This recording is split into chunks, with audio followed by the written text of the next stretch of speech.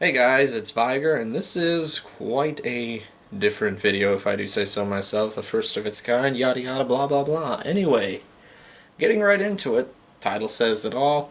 This is my first impressions of the Sea of Thieves Tech Alpha for Xbox One and Windows 10.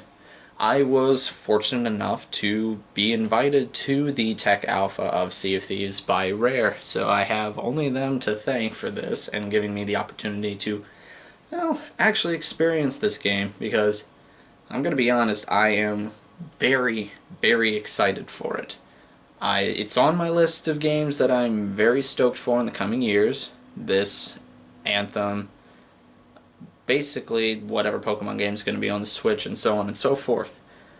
And having had the experience to handle Sea of Thieves out of the gate, and as it is, as just a tech alpha, I have to say it is probably one of the most polished tech alphas I've ever experienced.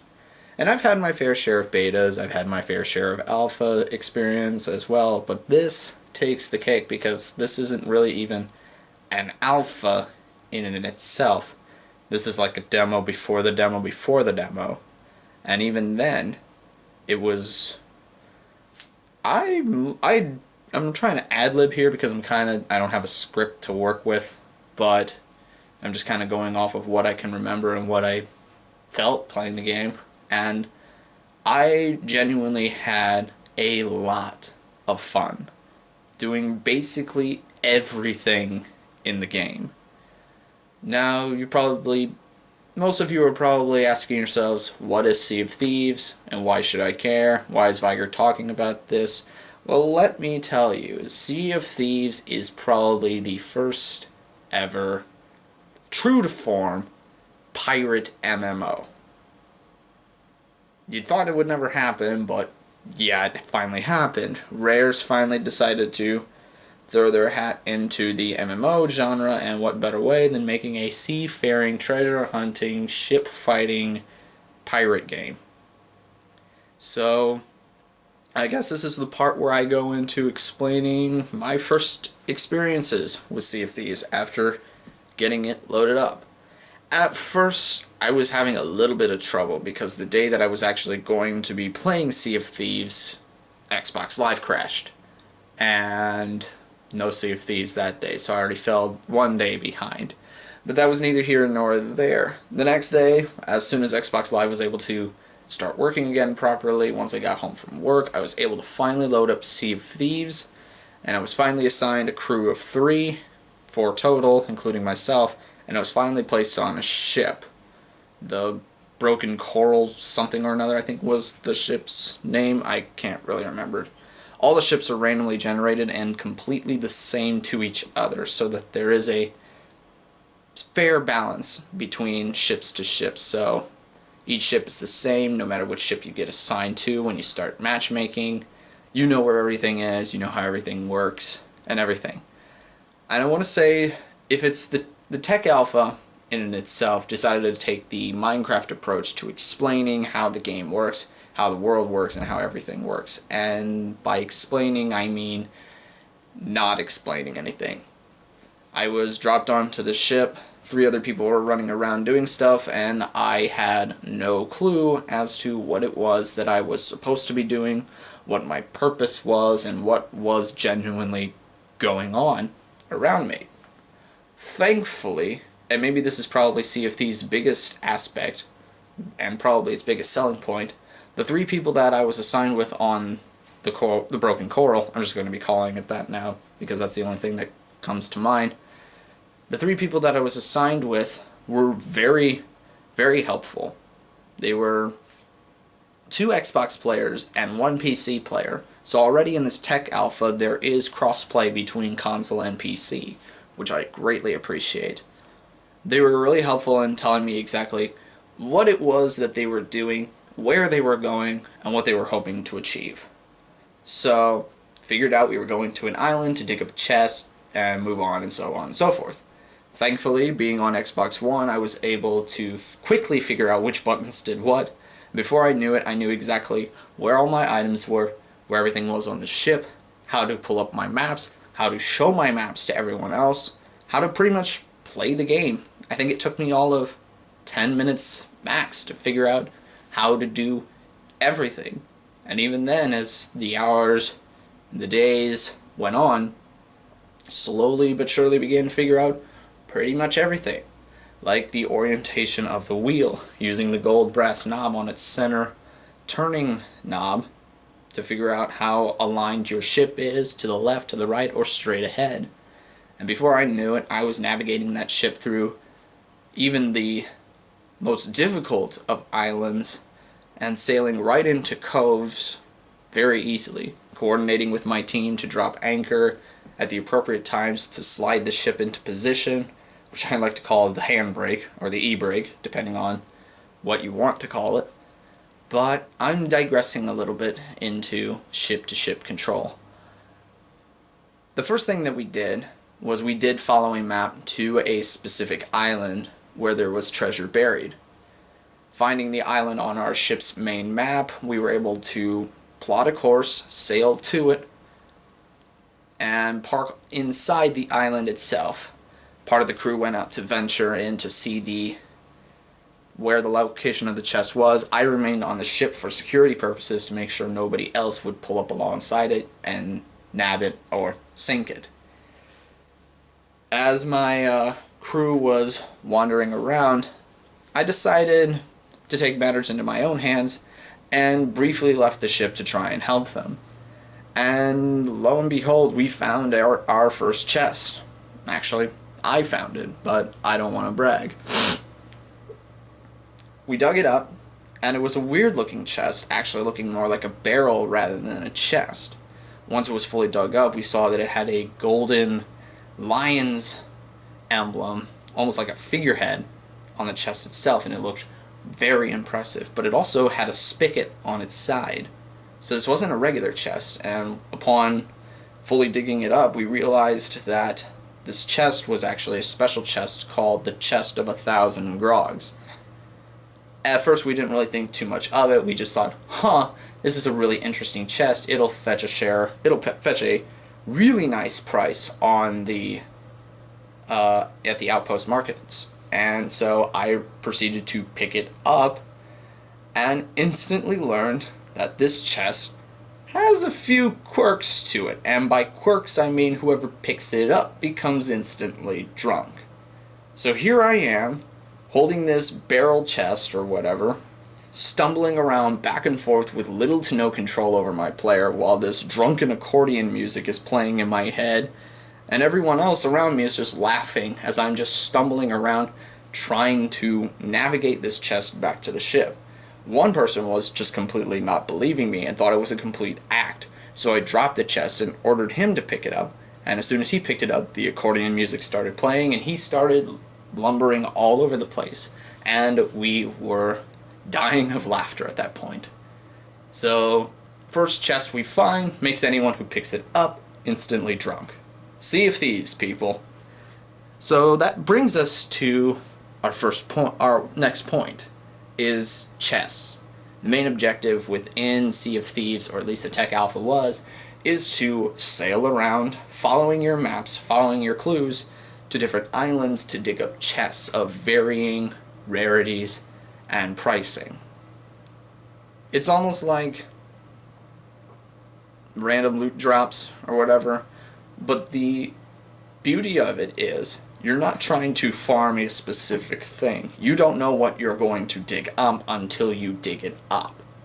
I've actually encountered the Chest of 1,000 Grogs twice, and both times with completely new crews, and everyone got a kick out of whoever was lugging that thing around.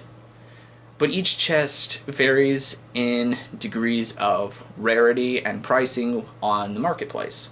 Some are pretty common chests, beat up, dusty, wooden, doesn't really matter. Some are rare, with a nice red paint job and good fastening. Others are legendary, which have gold fastenings and a very nice bright red paint job. And then you have the mythics, which are gold-plated chests with a huge ruby emblazoned on the center of the chest's lid. And then you have chests like the Chest of 1,000 Grogs, or from what I had heard, some sort of ghost chest. I never encountered it myself. I've only heard other players digging it up themselves. I don't really know specifically what that chest does. I can only assume that it will make enemy skeletons spawn more frequently as you are carrying that chest away from an island into your ship. And I would bet that it would fetch a nice price. But the chest that everybody is after, or was after, was a very, very, very rare chest. I never saw it, and I never seen any pictures of it. I don't even know the name of the chest. But what I've heard is, if you dig up that chest and you're able to successfully sell it, you and your crew are immediately entered into a drawing to win a free Xbox One X. I don't know if anybody found it yet. I don't know if anybody was able to cash it in. But the fact of the matter that there are chests in the game that could, in fact, help you redeem IRL things, that's a point in Sea of Thieves' favor. Because you actually win treasure of your own in real life. So I find that to be very interesting. The different types of chests that you can find, and the varying degrees of how rare and how rich they'll make you is very prospective. Gold didn't really have any point to it in the alpha as itself, but I would imagine that gold would be allowing you to upgrade your ship to varying degrees. Which brings us to our next point, the ships themselves. Like I had said before at the beginning of this recording, or towards the beginning of this recording, the ships in the Tech Alpha were all the same. The only difference between them were the different paint jobs. Some had green sails, some had white sails, some had black sails.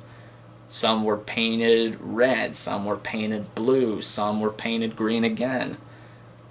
Every ship, though, functioned the same, and its interior was the same, right down to the captain's quarters. Everything about each ship was exactly the same except for the paint job, which plays into the Tech Alpha's balancing favor. That way, no matter which ship you got on, you knew where everything was and how everything worked.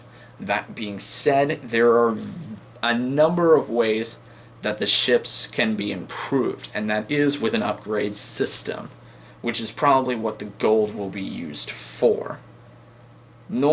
Undoubtedly, some upgrades to your ships will no doubt include hull reinforcements, making your ships stronger to enemy fire, increased item storage capacity, a brig to lock up chests and everything so that they're more secure, more cannons to your ship so that you can fire more upon your enemy, upgraded steering so that the ship is more responsive, faster sails to reorient into the wind, and my personal favorite and hopeful implementation to the Sea of Thieves ships is a rowboat system.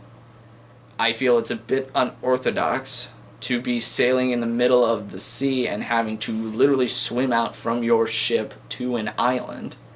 I'd see it would be a lot more effective if there was a rowboat that you could cast out and then paddle your way to the island, load up a chest or two, and then paddle it back. I feel like that's what pirates actually would have done in real life, if ever digging up chests following maps and everything. I feel that a rowboat system would actually be a lot more helpful, as well as like trying to escape. That way you don't have to be eaten by sharks, which are a common problem in Sea of Thieves, but that's on you if you jump into the water. The ships themselves, they're a pain to deal with as well, both controlling your own and dealing with other people's ships. This is a completely new point in itself.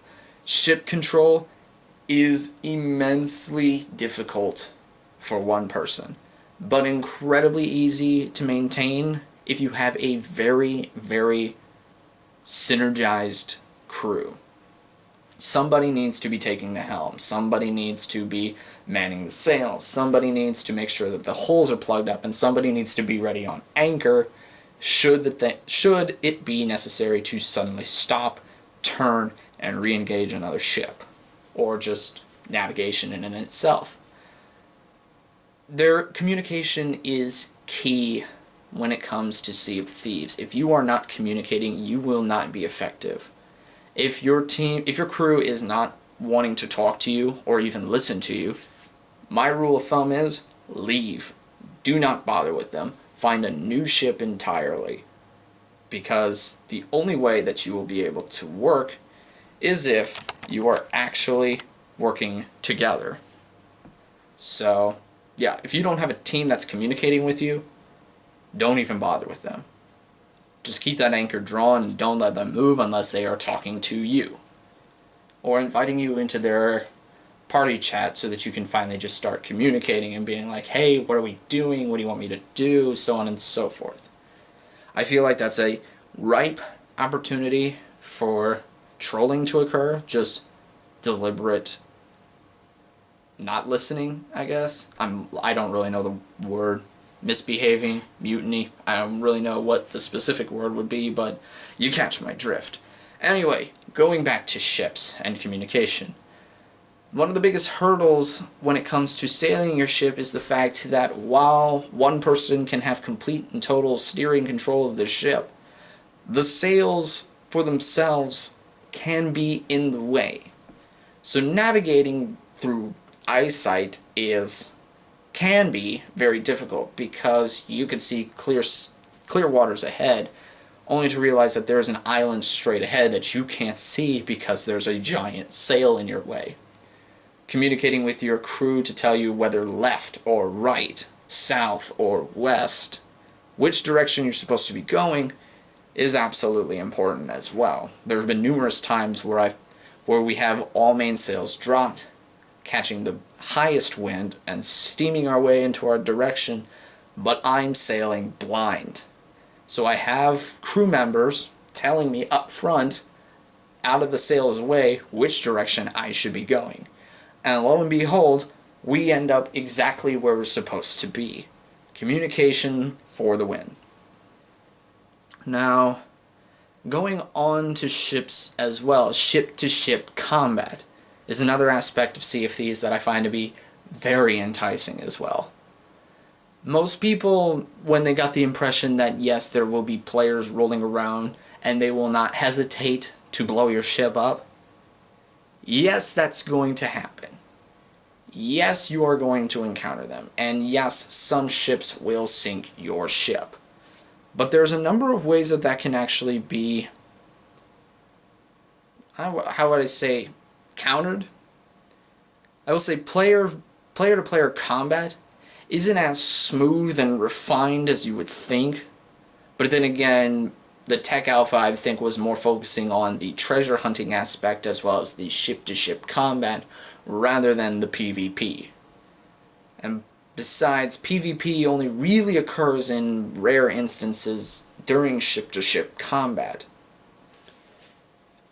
So most of the ship-to-ship combats that I've experienced always revolved around one ship heading towards our ship and a brief exchange of cannon fire before we'd have to try and wheel our way around and try and go for it again.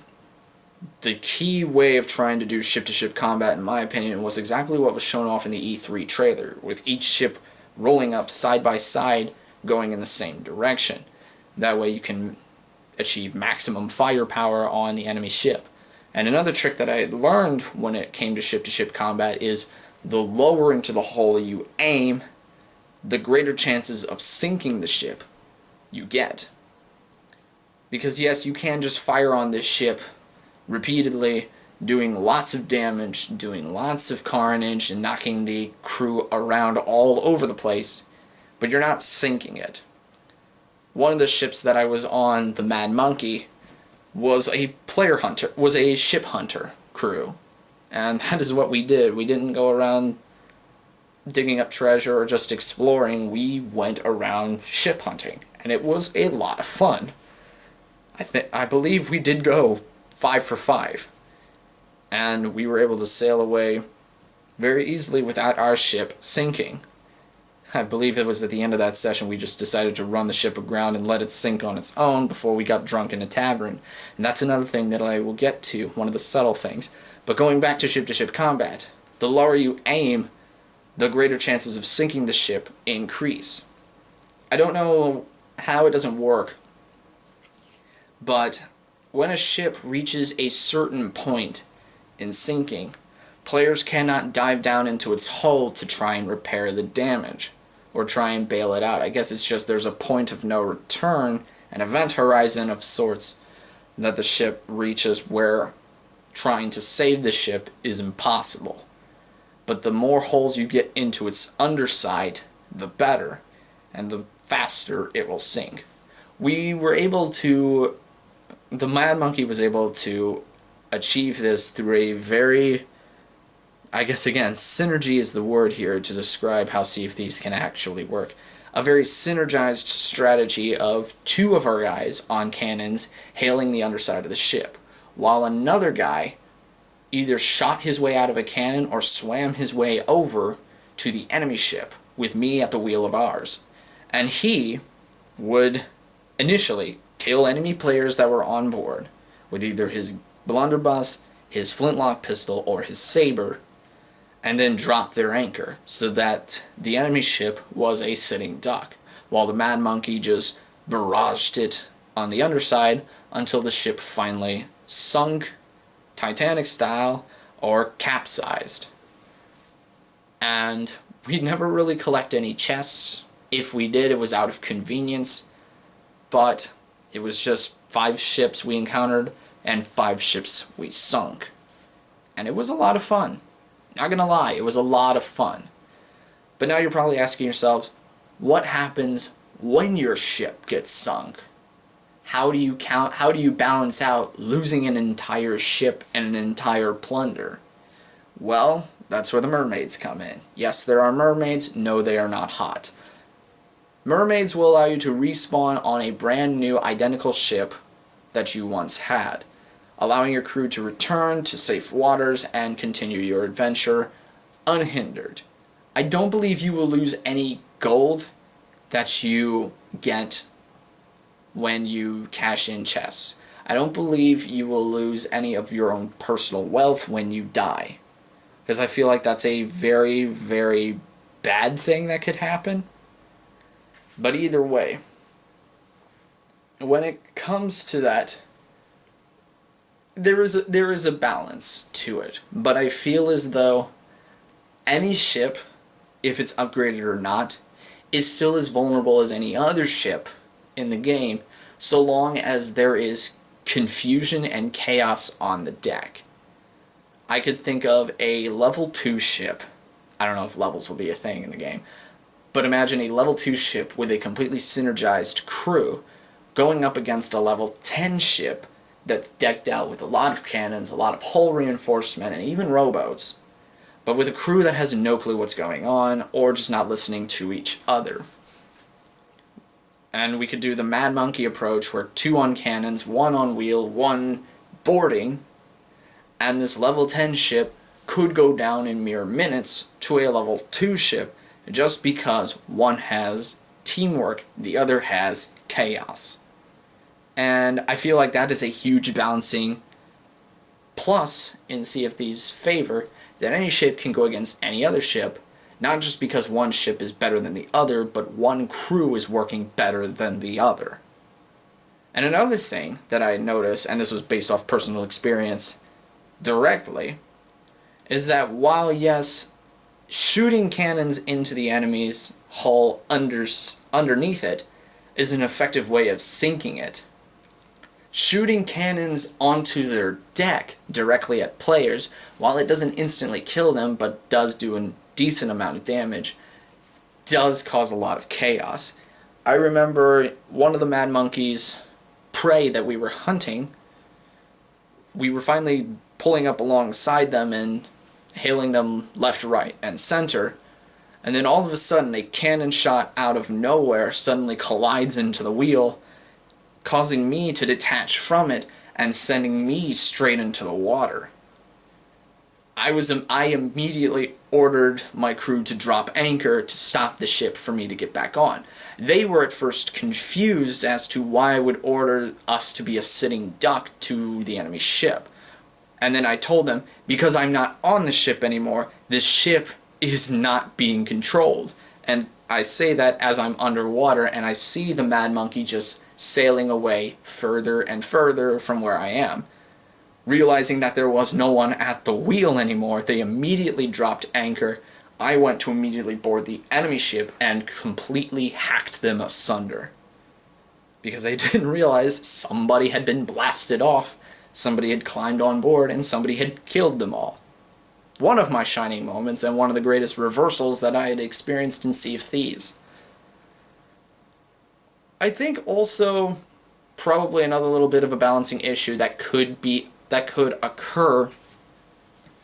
Ladders allow us to do some sort of head look as well.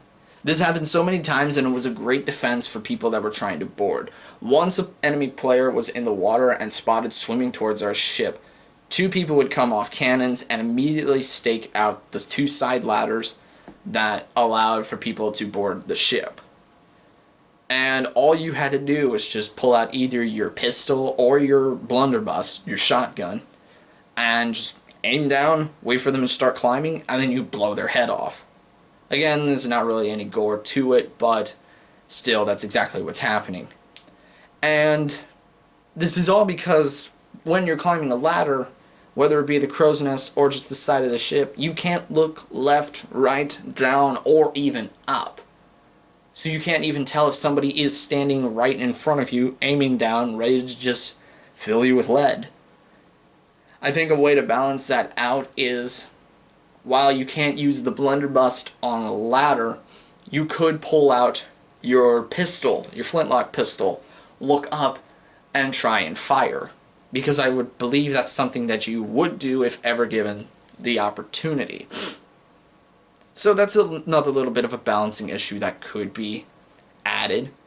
Another thing that I literally just thought of as of this recording right now is, instead of cannonballs, you could also shoot grappling hooks to tether yourself to another ship and keep them in tandem, or just like anchor and just basically hold them. I don't think grapple hooks would be an effective way to like traverse to the other side. Perhaps maybe some rope swings, like go full on Pirates of the Caribbean if needed. And again, there's a lot of things that could be implemented as far as like ship traversals, ship upgrades, and assets to ship combat. As far as player versus player, and even player versus AI, which there are in the game in the form of undead skeletons, there is a bit of a balancing issue when it comes to that. In order to re-heal, you eat bananas, and that's pretty much your only primary way of staying alive. And you can only hold 5 bananas at a time, but you can't eat and attack at the same time, because that would be ridiculous. But, and yes, I guess they're going for historical authenticity when it comes to it. The flintlock pistol and the blunderbuss rifle are not very effective guns. If you're going into this game, if you're going into Sea of Thieves thinking the guns work just like Battlefield or Call of Duty or whatever, you are sorely going to be disappointed, and you are going to get a saber straight up the rectum. That being said, the guns are still effective, they just don't function the way you think they do. They only have one shot to them, and it takes a considerable amount of time to actually reload them. Again, historical authenticity. So it's almost the best way to achieve this is first blunderbuster out. Fire, switch to flintlock. Fire, switch to saber, slash and kill. Then find cover, reload both weapons, wash, rinse, and repeat. Will there be other weapons that are introduced? Will we get a parrot on our shoulder as far as customization goes? I'm not sure. All that I do know is, with just a flintlock and a blunderbuss and a saber, I think weapons, as far as player-to-player weapons, are perfectly fine. going back to what I just said about parrots on your shoulder and customization, that was another thing that I had noticed that was lacking in the tech alpha, but understood why it wasn't there. It's not there to be center stage. I know customization will be a thing for the full release. And it was really interesting to see some of the pirates that I was crewed up with. Some were dressed out in like conquistador armor, some were dressed up as like British admirals, and some were full-fledged pirates, complete with hook, peg leg, eye patch that's using a Ace of Spades card instead of a regular eye patch, the typical pirate hat, so on and so forth. And these weren't typical archetypes. These were like parts that were interchanged out and just mixed and randomized together.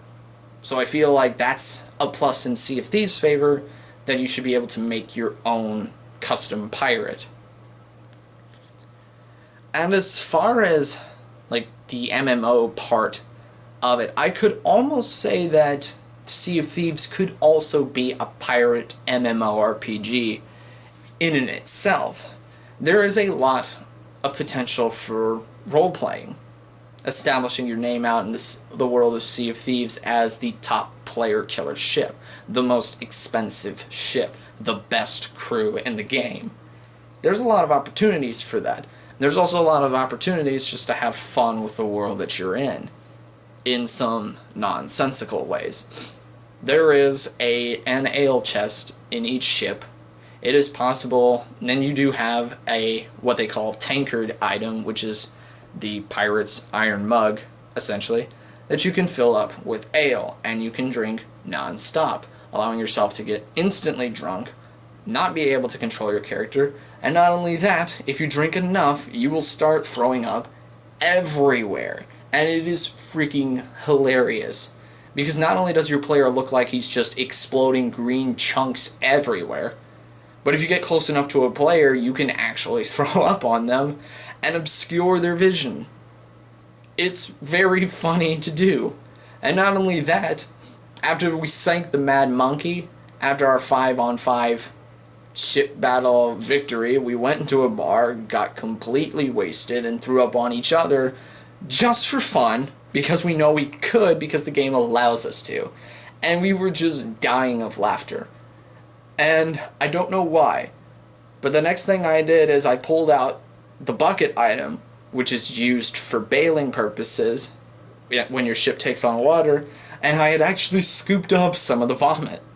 When one of my crew members was finally like sobered up, I told him to turn around. He looked at me, and I threw that bucket of puke straight into his face, and we just started laughing even more because of just how ridiculous it was. Not just because of the fact that we did it. It was the fact that within this game, that is a function that you can do. And it was absolutely hilarious. Not to mention, each player also has access to one of two musical instruments. A guitar-esque musical instrument, I don't know what it's called, and a small blue accordion. And what's interesting is, when one person is playing a specific song on a specific instrument, let's say the guitar, when another person with the accordion comes up next to them and starts playing the accordion, they'll match songs, and it sounds absolutely beautiful if you ask me. The potential of getting other instruments in is there, so that it's not just the guitar and the accordion, but it could be also, there could be other instruments, general singing could be involved. The possibilities are endless as far as that goes. And as far as the tech alpha goes, that's about it that I experienced with Sea of Thieves. I was not sorely disappointed with the tech alpha. As a matter of fact, I was more than impressed by it. And the possibilities of the full release, or even a beta release of Sea of Thieves that could happen in the coming days, weeks, months maybe, I can't wait to see what all happens with the game itself. I can't wait to finally get all my friends together to get up on a ship of my very own and just set sail, and Lord knows what happens afterwards. Do we go player hunting? Do we go ship hunting? Do we go treasure hunting? What sort of hunting do we do? And will we encounter a kraken that will attack our ship? Will that be a thing? I hope so. But yeah, that is my experience of Sea of Thieves, and that is my first impressions of what Sea of Thieves could be, along with my own suggestions and everything that could be used to further implement Sea of Thieves, or predictions of what will be in Sea of Thieves. So, yeah, that's it for this video. Check out the links in the description for all the social media and everything. Definitely pick up Sea of Thieves when it launches. Stay tuned for beta news, and yeah, you will really want to get this game if you have any common sense. So with that being said, my name is Viger. I'll see you guys when I see you guys, and as always, doodles.